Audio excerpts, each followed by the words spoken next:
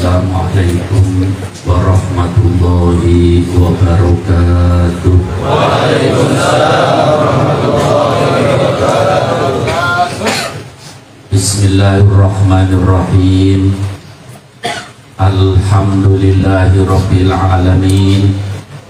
Wa bihi nasta'in ala umurid dunya waddin.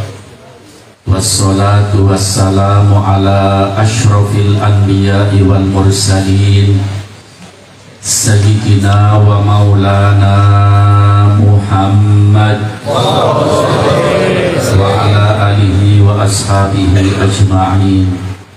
Allahumma salli ala Sayyidina Muhammad al-fatihi lima ughliq wal khatimi lima sabaq Nasiril haqqi bil haqq wal hadi ila siratikal mustaqim wa ala alihi haqqa qadrihi wa miqdarihil azim. Amma ba'du. Al-Mukarram Al-Fadil Sulalatul Afadil Al-Habib Salim bin Ahmad Al-Haddad Al-Mukarram Al-Habib Ruhul Qisti Al-Mukarram Al-Habib Hasan Al-Habib Ali Abna Al-Habib Luqman Al-Mukarram Kiai Haji Misbahul Anam dan seluruh para kiai, para ajengan, para asatid, para ikhwan muhibbin thariqah at-tijaniyah. Mudah-mudahan kita semua diberi oleh Allah panjang umur, sehat walafiat, iman kita semakin kuat, Islam kita semakin mantap, akidah kita ahli sunnah wal jamaah semakin kokoh, kita dan seluruh anak cucu kita dijadikan oleh Allah orang-orang yang soleh-solehah. Di antara kita, saudara-saudara kita yang menderita sakit disembuhkan oleh Allah. Kita semua yang hadir penyakit dohir, penyakit batin disingkirkan oleh Allah. Rizki kita lancar, halal barokah, cita-cita kita disukseskan oleh Allah. Problem yang menimpa kita diberi jalan keluar oleh Allah. Dosa dan kesalahan kita diampuni oleh Allah. Barokah majlis burdah, majlis wadifah, majlis qaul. Mudah-mudahan kita semua dijadikan oleh Allah orang-orang yang istiqomah sampai mendapatkan husnul khotimah. Khususnya beliau Habib Salim, mudah-mudahan rizkinya diberkahi oleh Allah, hidupnya diberkahi oleh Allah, urusannya dilancarkan oleh Allah. Zawiyah Qutbul Maktum insyaallah zawiyah yang terus selalu diturunkan rahmat Allah subhanahu wa ta'ala, zawiyah yang membawa barokah dan insyaallah terus akan berkembang, membahagiakan guru kita Syekh Ahmad bin Muhammad Al-Tijani radhiyallahu anhu dan membanggakan guru beliau Al-Habib Ja'far bin Ali Baharun. Amin ya rabbal alamin.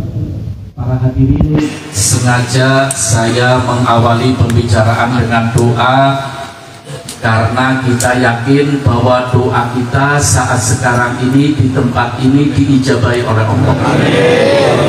Tadi majelis kita diawali dengan sholat maghrib jamaah, wadifah, sholat isya jamaah, diakhiri tadi dengan burdah dan wahbah. Yakin bahwa di tempat ini banjir rahmat Allah dan rahmat ini nanti kita pulang rahmatnya akan mengikuti kita semua. Ada satu riwayat rahmat yang Allah turunkan dalam majelis zikir, majelis sholawat, majelis ilmu itu akan ikut kita sampai ke rumah kita, sehingga anak-anak kita, keluarga kita yang di rumah semuanya mendapatkan rahmat dari Allah Subhanahu wa ta'ala. Amin. Para hadirin, saya dari tadi mengamati ketika baca burdah tidak ada wajah yang sedih. Semuanya wajah bergembira, semuanya wajah bahagia. Betul apa enggak? Betul.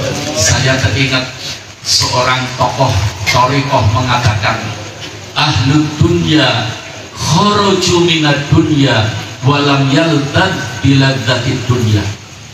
Orang yang sibuk hanya urusan dunia saja, tidak sempat ibadah, tidak sempat hadir majelis surga, tidak sempat hadir majelis zikir, tidak sempat hadir majelis ilmu.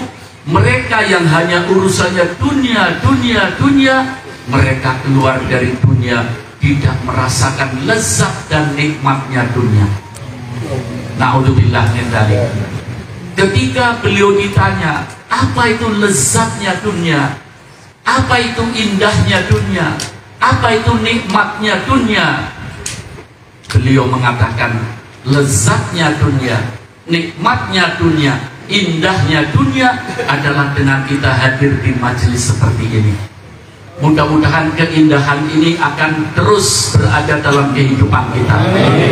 Kita mendapatkan hidup yang sa'idun fid dunya wa sa'idun fil akhirah. Amin ya rabbal alamin. Para hadirin, malam hari ini di samping pembukaan majelis burda sekaligus memperingati haul kedua dari guru kita almarhum al-maghfurlah Abuya Habib Ja'far bin Ali Baharun. Seperti kita lihat beliau senyum, kita yakin beliau di Raudhatul Jannah sedang senyum. Mudah-mudahan beliau hadir bersama kita. Amin. Amin ya rabbal alamin. Para hadirin, saya kenal beliau puluhan tahun. Mulai tahun sekitar 86 saya kenal beliau, dan alhamdulillah pernah bersama beliau di Maroko, di Fes, di sekitar Zawiyah At-Tijaniyah 10 hari bersama beliau. Alhamdulillah saya melihat beliau adalah orang yang punya himmah aliyah, semangat yang tinggi. Itu diantara kesuksesan beliau. Makanya para hadirin, kalau kita ingin sukses, ikuti langkah beliau. Beliau punya 2 kunci sukses. Saya berangkat bareng bersama beliau, satu tempat duduk, pulangnya bareng bersama beliau. Di udara kita bercerita tentang bagaimana kunci sukses.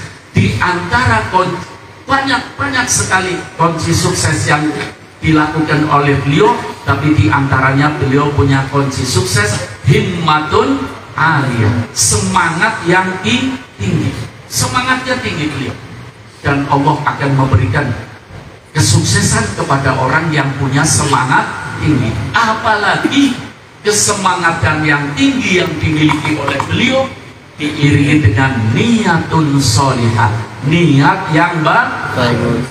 Seluruh yang dilakukan oleh beliau, beliau niati dengan yang baik. Maaf para hadirin, salah satunya ketika di pesawat ada makanan yang ada nasinya, beliau memberi nasi kepada saya, dan roti saya diminta oleh beliau. Sallu ala Nabi Muhammad. Beliau senyum di Raudhatul Jannah. Amin. Dan mendengarkan kisah ini, saya mengatakan beliau di antara suksesnya adalah niyatun sholihah. Ketika itu tidak mau makan nasi beliau. Nasi diberikan kepada saya, roti saya diambil oleh beliau. Saya bertanya, ya Habib, kenapa antum tidak mau makan nasi sementara saya tidak akan makan nasi? Kenapa ya Habib? Karena sekarang beras lagi harganya mahal. Saya lagi memikirkan umat Muhammad SAW yang di Indonesia yang sedang susah dengan harga tingginya beras. Berarti punya niat yang baik apa enggak? Di udara, di angkasa menceritakan seperti itu, dan beliau berdoa mudah-mudahan dalam jangka dekat beras akan diturunkan harganya oleh pemerintah kita.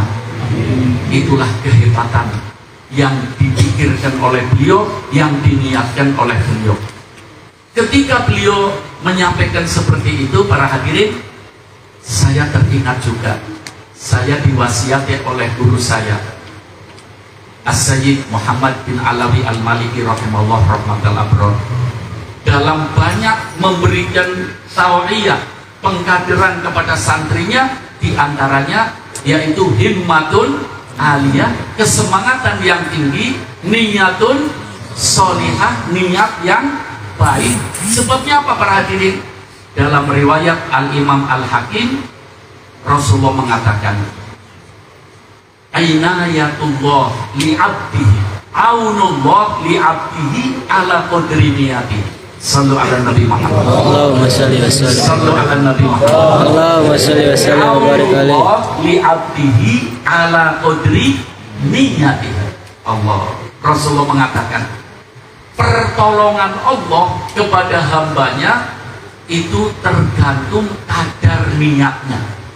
Tambah baik niatnya, tambah banyak pertolongan Allah Subhanahu wa ta'ala. Kemudian diakhiri dengan ikhlas. Dengan apa? Ikhlas. Kalau berbicara ikhlas para hadirin, kalau menurut syariat ikhlas itu tasfiyatul a'mal an mulahadhatil makhlukin. Memurnikan segala amal kita hanya ingin mencari ridho Allah tanpa menunggu penilaian manusia. Itu menurut syariat. Kalau menurut thariqah bagaimana ikhlas itu? Satu saat Rasulullah Sallallahu Alaihi Wasallam ditanya oleh seorang sahabat, ya Rasulullah, mal ikhlas? Ikhlas itu apa ya Rasulullah? Apa kata Rasulullah? Nanti tunggu, saya mau tanya sama Jibril. Itulah tawaduknya Rasulullah. Padahal semua ilmu sudah dikuasai oleh Rasulullah. Ini mendidik umatnya supaya jangan sombong, jangan merasa ilmunya sudah segala-galanya. Allah sallu ala Nabi Muhammad sallallahu alaihi wasallam. Rasulullah ditanya, mal ikhlas ya Rasulullah? Ikhlas itu apa? Kata Rasulullah, nanti dulu, aku mau tanya sama Jibril. Ketika malaikat Jibril datang, Rasulullah bertanya, mal ikhlas ya Jibril? Jibril, malaikat Jibril sama dengan Rasulullah. Nanti ya Rasulullah, aku mau tanya sama Allah. Allah, manusia-manusia mulia, luar biasa, makhluk-makhluk Allah yang mulia. Ketika malaikat Jibril bertanya kepada Allah, ya Allah, mal ikhlas? Ikhlas itu apa ya Allah? Allah mengatakan, al-ikhlas sirrun min sirri Allah. Sallu ala Nabi Muhammad. Allahumma salli wa sallim. Ikhlas itu rahasiaku, kata Allah. Aku berikan kepada orang yang mau berusaha ikhlas dalam menjalani kehidupannya. Latih diri kita supaya ikhlas. Nanti Allah akan berikan keikhlasan kepada kita. Para hadirin, walaupun sekelumit sejarah beliau, mudah-mudahan akan menggembirakan beliau, ya, dan mudah-mudahan kita yang hadir pada majelis ini di samping mendapatkan tadi rahmat dari pembacaan burda, kita akan mendapatkan juga curahan rahmat dengan menyebutkan manaqibul auliya. Sebab ada satu riwayat mengatakan bahwa manaqibul auliya jundun min junudillah. Manaqibul auliya, beliau adalah seorang wali min auliyillah. Dari langkah-langkahnya, lisannya selalu bergerak untuk berzikir kepada Allah, kemana-mana muter-muter hanya mengajarkan zikir kepada umat Nabi Muhammad sallallahu alaihi wasallam. Manaqibul auliya jundun min junudillah.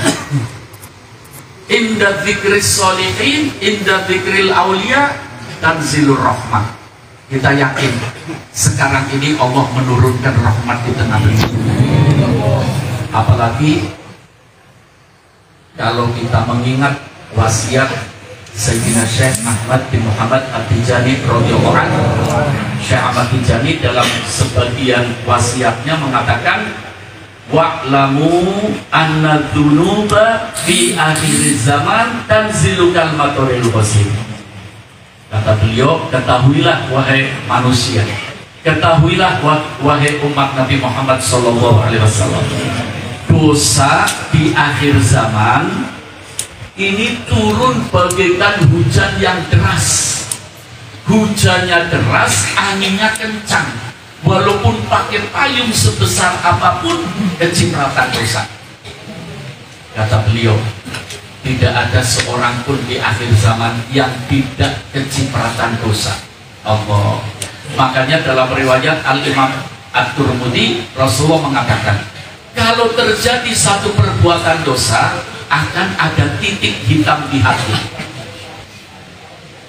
Kita akan sholat jamaah ke masjid, kita akan hadir majelis taklim, kita akan hadir majelis zikir. Di jalanan kita bertemu berbagai maksiat. Na'udzubillah. Ini karomahnya Syekh Ahmad Tijani. Beliau mengatakan, di akhir zaman dosa akan turun bagaikan hujan yang deras. Dan Rasulullah mengatakan, setiap ada dosa ada titik hitam. Kalau titik hitam, titik hitam, titik hitam, hatinya akan menjadi hitam. Tapi beliau memberi solusi. Solusinya apa? Fa'akfiru min mukaffiratidun. Fa'akfiru min mukaffiratidun. Perbanyaklah melakukan perbuatan penghapus dosa. Banyak perbuatan penghapus dosa. Di antaranya Sayyidina Syekh Ahmad bin Muhammad At-Tijani radhiyallahu anhu, termasuk mukaffiratul dzunub adalah sholatul fatih, sholawat fatih. Di antara mukaffiratul dzunub adalah kita hadir di majlis seperti ini. Majlis menceritakan para aulia, majlis menceritakan para sholihin.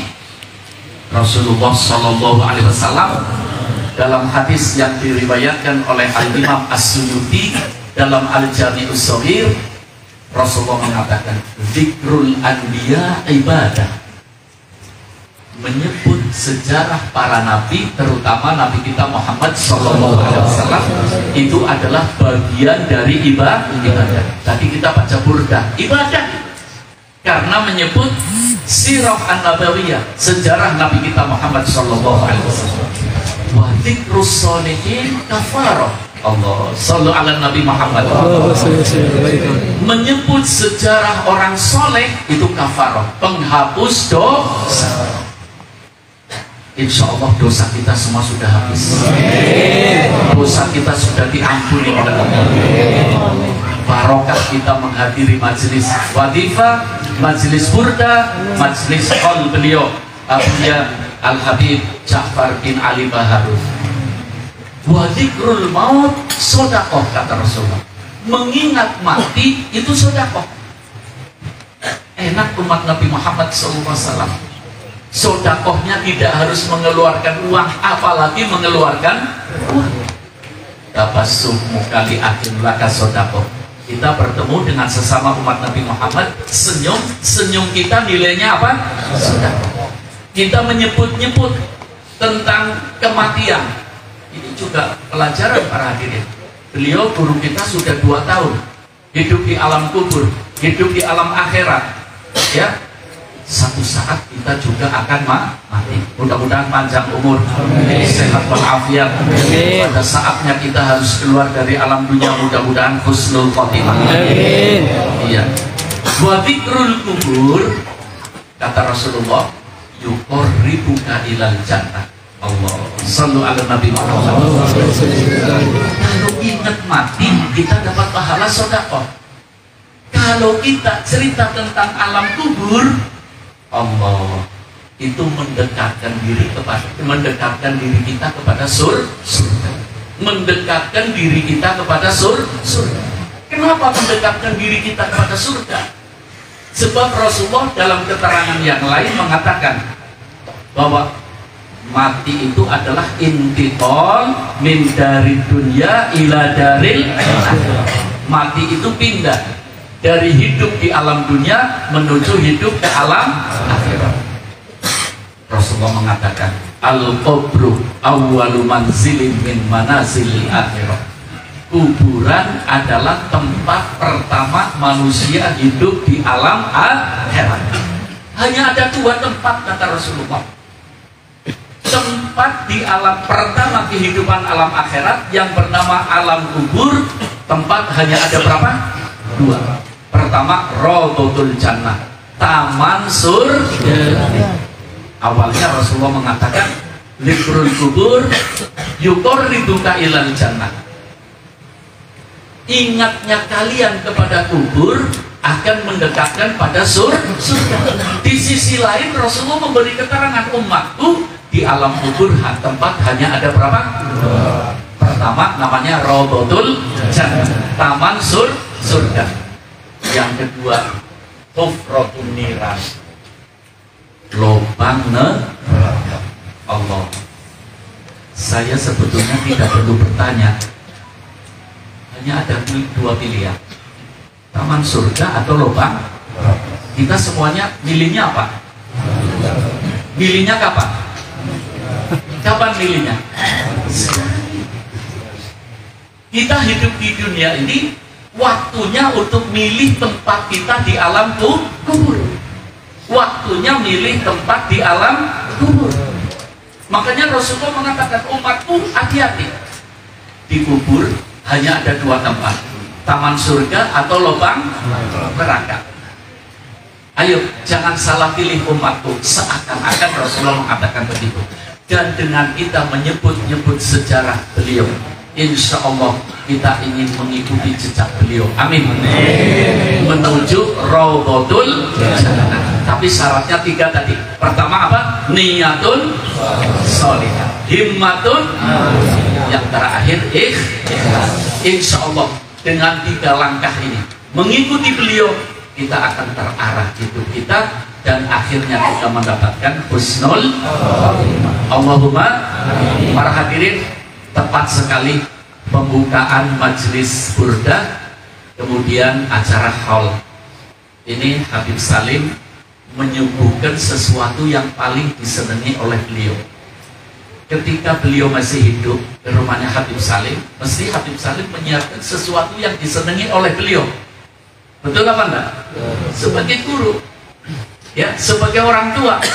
Sekarang beliau sudah di Raudhatul Jannah, menyuguhkan untuk beliau membaca sebab beliau senang burdah. Alhamdulillah.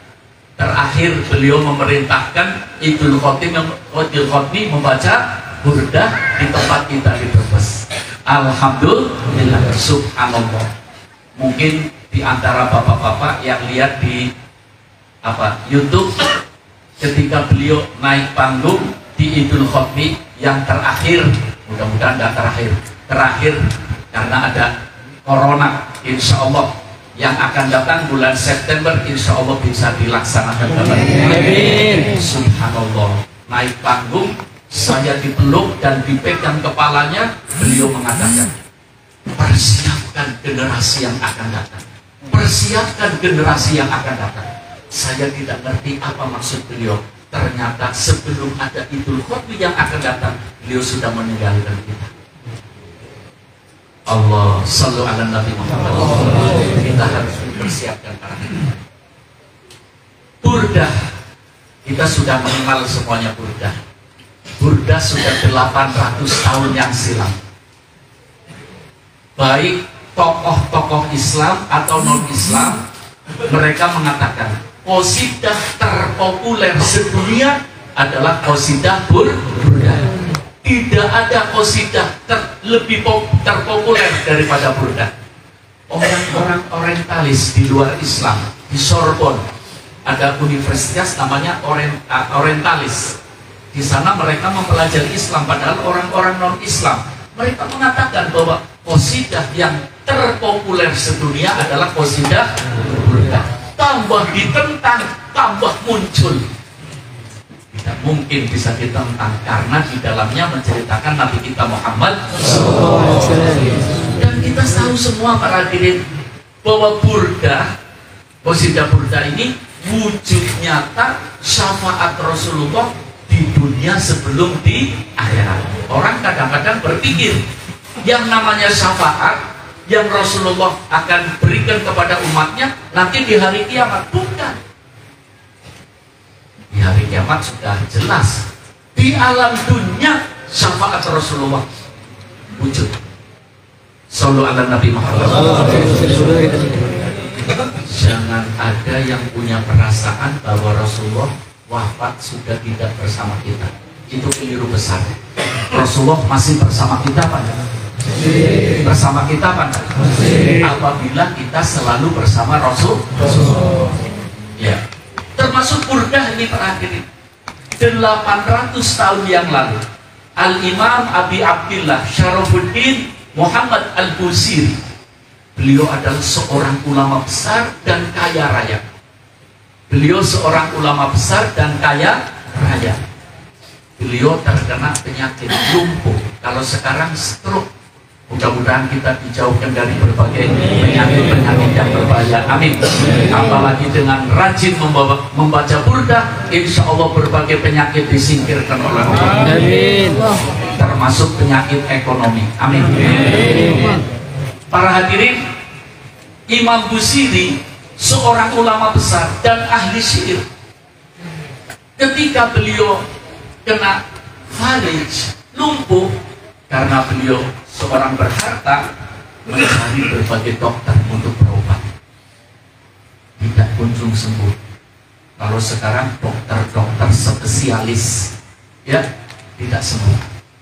Akhirnya beliau menulis qasidah burdah dengan tujuan mudah-mudahan mendapatkan pertolongan dari Allah lewat Nabi kita Muhammad SAW.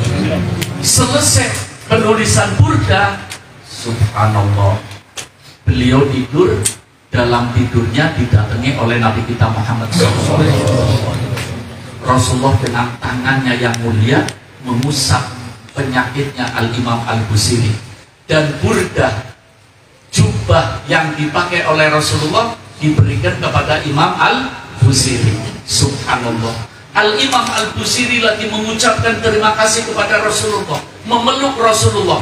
Tiba-tiba beliau bangun dan badannya semuanya sudah sembuh. Sembuh karena menyuguhkan burdah kepada Rasul. Maaf, Rasulullah datang. Rasulullah apa? Nyata sembuh apa enggak? Nyata sembuh apa enggak? Syafaat apa enggak? Di dunia apa di akhirat? Syafaat Rasulullah ada di dunia sebelum di akhirat. Apabila kita dekat dengan Rasulullah SAW. Bagi kita, apalagi orang-orang Thariqah Tijaniyah, jangan ada yang merasa hidupnya menemui jalan buntu. Jangan sampai hidupnya putus asa. Di depan kita ada syafaat Rasulullah. Di depan kita ada madad dari guru kita Syekh Ahmad bin Muhammad. Asal dengan tadi niyatun wahimmatun, sudah masuk Tijani tapi wadifahnya suka ngendor. Enggak benar itu ya. Masuk Tijani tapi niatnya enggak benar, keliru. Banyak para hadirin orang-orang yang ikut Thariqah Tijaniyah yang hidupnya malah justru kandas. Karena apa? Tidak memberesi niat, tidak punya himmatun aliyah, dan tidak punya ikhlas. Tiga ini PKB yang kencang. Mudah-mudahan kita mendapatkan syafaat Rasulullah. Kita mendapatkan madad Nabi kita Muhammad SAW. Saya ingin memantapkan kepada para jamaah bahwa Rasulullah tetap bersama kita. Rasulullah sendiri mengatakan loh, hayati khairul lakum wa mamati khairul lakum. Ini hadis sahih. Rasulullah mengatakan, wafatku baik untuk kamu semua umatku, hidupku juga baik untuk kamu semua umatku. Rasulullah tidak wafat, Rasulullah bersama kita. Ini contohnya Imam Busiri. Ada satu contoh lagi. Ada seorang ulama besar namanya Al-Imam As-Sakhawi. Imam As-Sakhawi itu hidup bersama Al-Imam As-Suyuti. Sama-sama ahli fikih dan sama-sama ahli hadis. Imam As-Suyuti punya tulisan 600 kitab. Imam Sakhawi juga banyak punya tulisan. Di antaranya yang dikenal di kalangan ulama-ulama ahli hadis, Imam As-Sakhawi punya kitab namanya Al-Maqasidul Hasanah fil Ahadis Al-Masyhur bil Al-Sinah. Ini penting para kiai baca kitab ini. Kadang-kadang terkenalnya hadis padahal bukan hadis. Ini ditulis oleh dia. Imam Sakhawi yang begitu alim, sama-sama dari Mesir. Satu saat Imam Syafi'i melaksanakan ibadah haji. Sampai di Mekah, matanya tersorot pandangannya kepada seorang pemuda. Pemuda yang putih kemerah-merahan. Subhanallah. Pemuda itu diamati oleh Imam Syafi'i di tempat mana saja, kapan saja, lisannya bergerak membaca sholawat. Membaca apa? Tawaf, bacanya sholawat. Sa'i, membaca sholawat. Iktikaf di Masjidil Haram, baca sholawat. Ini pemuda ini tidak tahu bahwa dia sedang diamati oleh seorang ulama besar namanya Al-Imam Syafi'i. Terus diamati berminggu-minggu. Datang saatnya untuk wukuf di Arafah. Ketika berangkat dari Mekah ke Arafah, Imam Syafi'i ngikuti. Di Arafah sudah datang waktunya wukuf. Pemuda ini tidak baca apa-apa kecuali sholawat. Dari Arafah akan pindah ke Mina untuk mabit. Di jalanan mampir di Masjidil Haram untuk mengambil batu. Orang pada berdoa, dia hanya baca sholawat. Mabit di Mina, nginep di Mina, baca sholawat. Pulang dari Mina ke Masjidil Haram lagi, tawaf, bacanya sholawat. Sa'i, baca sholawat. Ketika sudah 2 atau 3 minggu pemuda ini mau pulang, dipegang oleh Imam Syafi'i. Imam Syafi'i mengatakan, dan kejadian ini para hadirin yang menjadikan Imam Syafi'i mengarang satu kitab namanya Al-Qaulul Badi' fi Sholati 'ala Nabi Syafi'i. Shallu 'ala Nabi Muhammad. Imam Syafi'i mengatakan, hai pemuda, aku sudah berminggu-minggu mengamati kamu, ternyata aku lihat kamu lisannya selalu baca sholawat. Di saat-saat orang pada berdoa, ternyata kamu udah berdoa malah baca sholawat. Mabit di Mina baca sholawat. Apa rahasianya? Kata pemuda itu, sebetulnya ini rahasia tidak akan aku ceritakan. Tapi karena Bapak tidak ngerti bahwa ini ulama besar, karena Bapak sudah mengikuti saya terus, terpaksa saya mau cerita. Saya ini dari daerah Khurasan. Khurasan itu kawasan Uni Soviet. Orangnya putih-putih kemerah-merahan. Saya haji dengan bapak saya. Hanya berdua, naik onta, membawa berbagai perbekalan. Ketika masuk di tengah padang pasir, bapakku sakit. Aku obati dengan perbekalan yang ada, malah tambah parah. Akhirnya bapakku meninggal dunia di tengah-tengah padang pasir. Hanya aku, bapakku, dan onta. Bayangkan, orang tua kita mati di rumah kita, kita sedih. Apalagi mati di padang pasir, tidak ada orang. Nangis ini, ya Allah, musibah apa ini ya Allah? Kok bapakku mati di padang pasir, tidak ada orang. Sedang menangis, dikejutkan lagi. Bapaknya yang wajahnya putih kemerah-merahan menjadi hitam. Allah.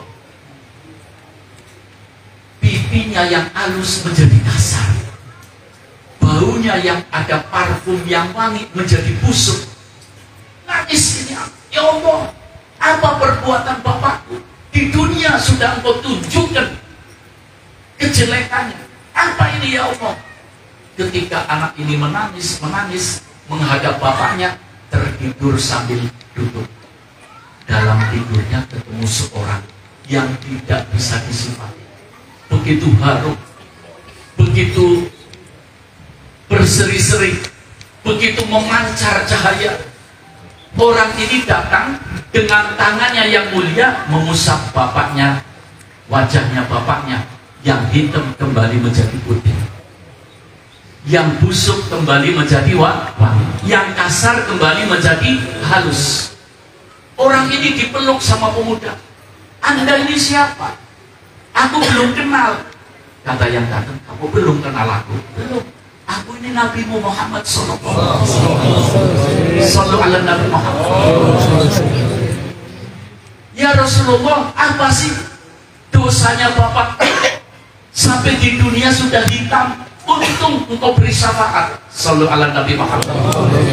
Rasulullah mengatakan, "Bapakmu itu pencinta maksiat, selalu melakukan maksiat, tapi bapakmu walaupun maksiat, lisannya selalu bersolawat kepadaku." Shallu ala Nabi Muhammad. Bapakmu walaupun banyak maksiat, tapi lisannya selalu solawat kepadaku.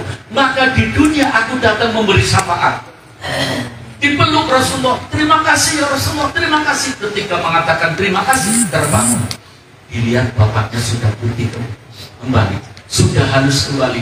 Dicium pipinya, persis wanginya seperti tangan Rasulullah SAW. Di dunia apa di akhirat ini? Berarti Rasulullah memberi syafaat apa? Di dunia sebelum di akhirat. Kita pengen apa? Dapat syafaat.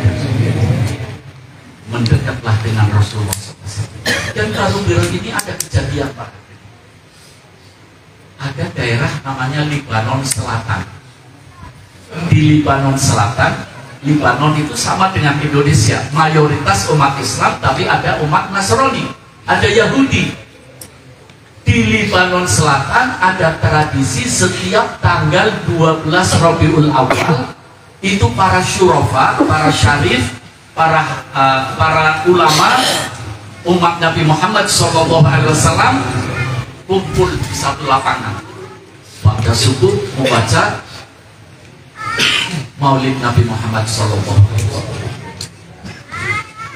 Anaknya orang-orang Nasrani, anak kecil-kecil nonton umat Islam baca Maulid.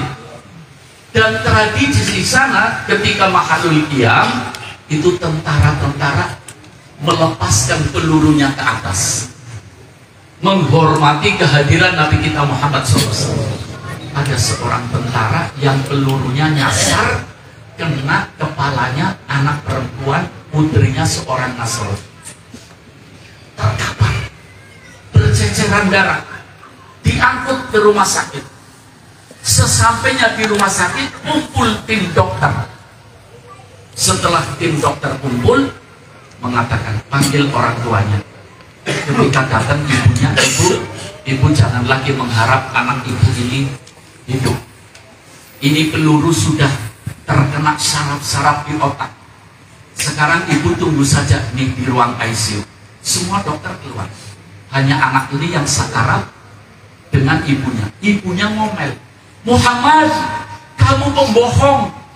Kamu bukan pembawa rahmat, tapi kamu pembawa malapetaka ya Muhammad." Terus mencaci-caci Nabi Muhammad. Ketika ibunya ngomel, mencaci maki Rasulullah, anaknya sadar, sembuh dan berteriak, "Ibu, jangan biarkan orang itu keluar. Ibu, jangan biarkan orang itu keluar." Kata ibunya, "Anakku, di sini hanya aku dengan kamu. Siapa yang kamu maksud?" "Itu Muhammad datang mengusap kepalaku dan aku sembuh sekarang." Sallu ala Nabi Muhammad. Dan berita ini pernah viral di Libanon para hadirin. Ini menunjukkan begitu hebatnya syafaat Nabi Muhammad SAW. Kalau kita kembali kepada Syekh Ahmad Tijani, bukan sekedar syafaat. Syekh Ahmad Tijani itu bertemu dengan Rasulullah ya qadatan Allah. Sallu ala Nabi Muhammad. Kira-kira rahasianya apa para hadirin?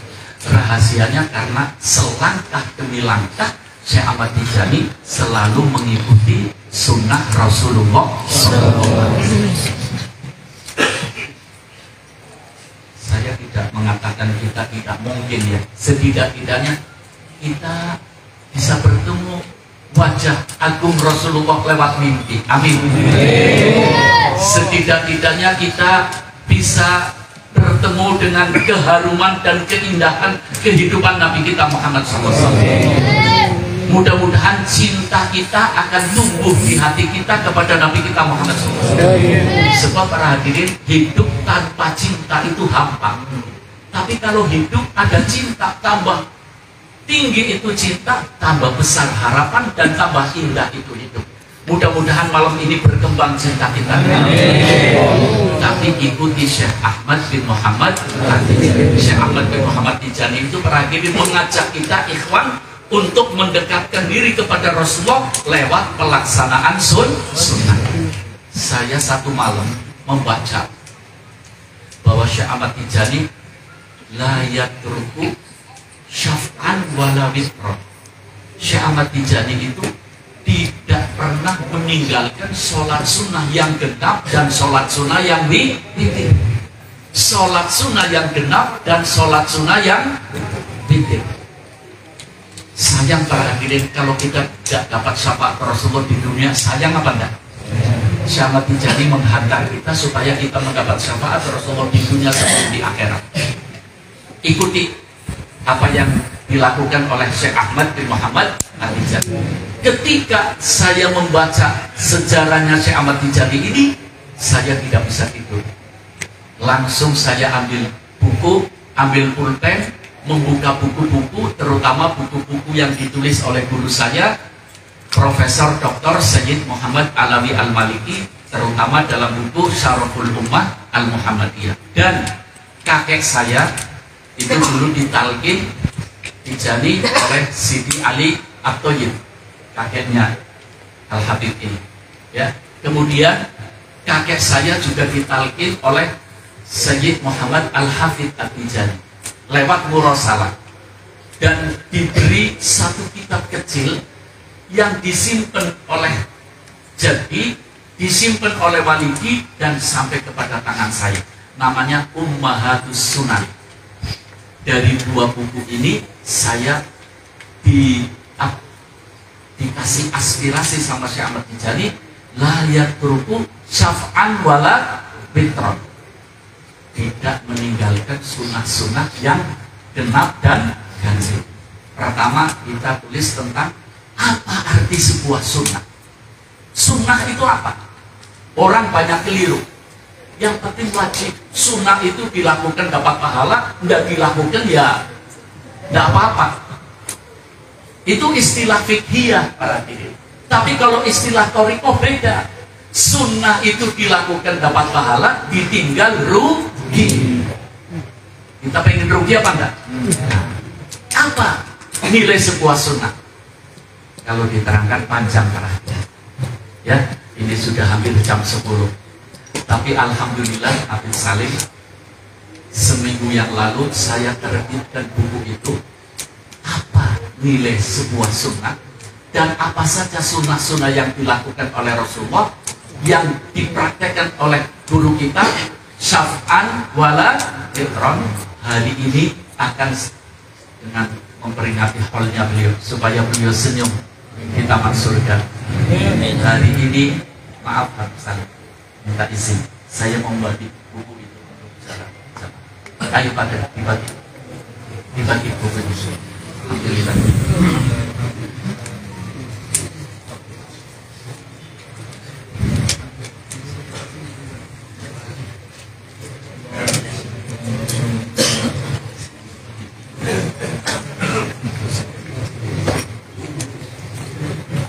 Sambil bagi buku, sambil mungkin qasidah kepada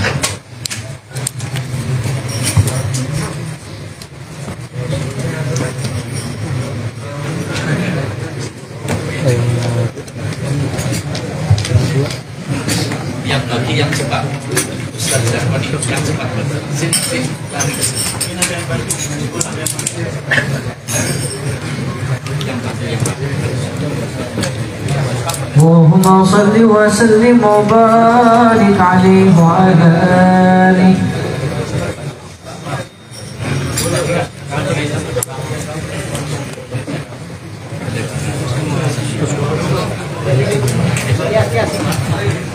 صلوات الله تغشى أشرف الرسل الأوطاء وانتهم العنى مع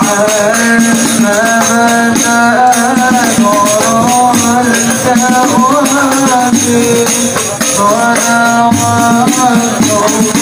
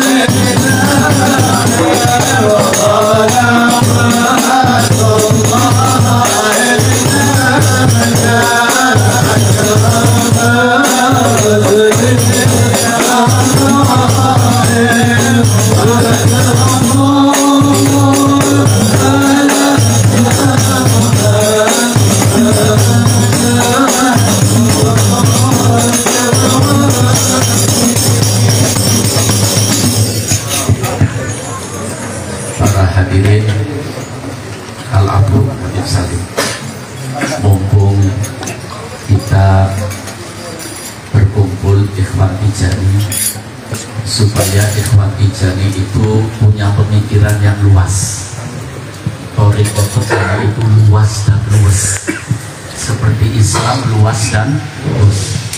Islam itu pembawa misi rahmatan, juga Thariqah Tijani pembawa misi rahmatan. Kita ini ngikuti Thariqah Tijani tujuannya apa?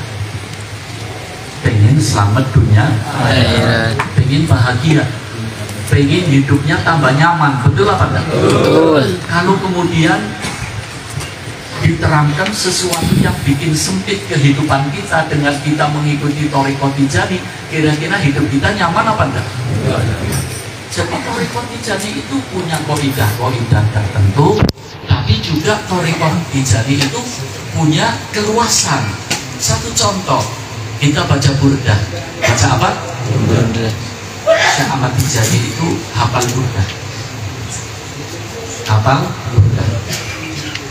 Adiknya Siti Muhammad Al-Habib Siti Tohid, ketika di Brebes saya tanya tentang burdah, beliau mengatakan, jadi Syekh Ahmad Tijani satu saat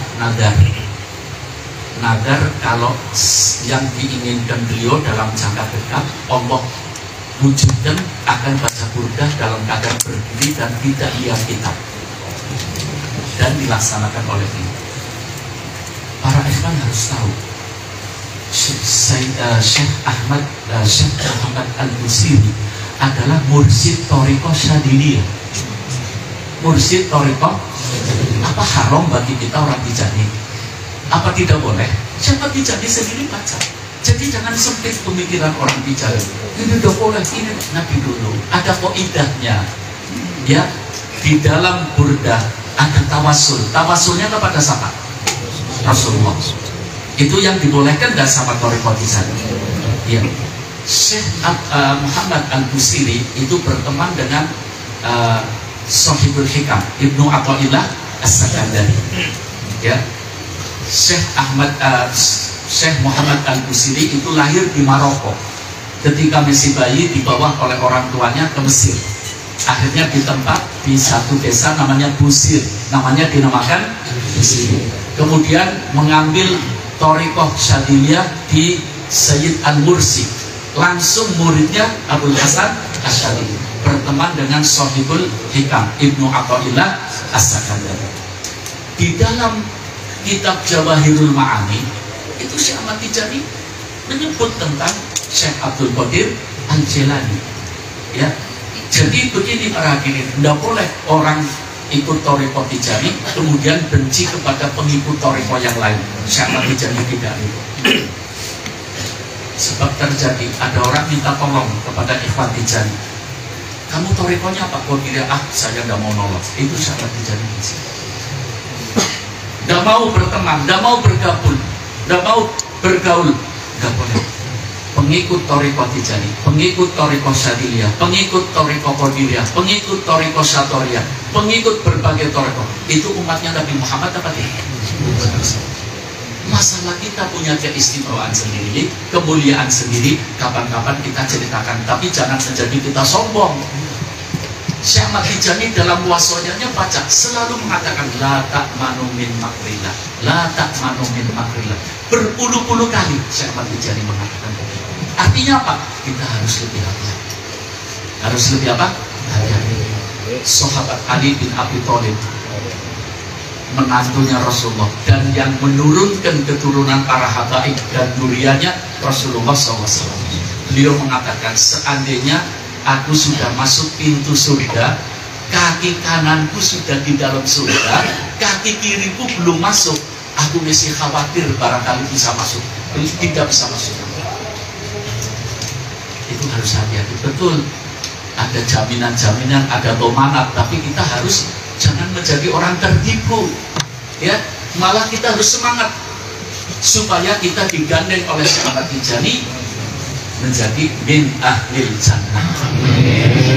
Iya, sebab Syekh Ahmad Tijani dalam Jawahirul Ma'ani menyebutkan satu riwayat dari sahabat Abu Hurairah bahwa Rasulullah mengatakan, ittahidu aidil awliya.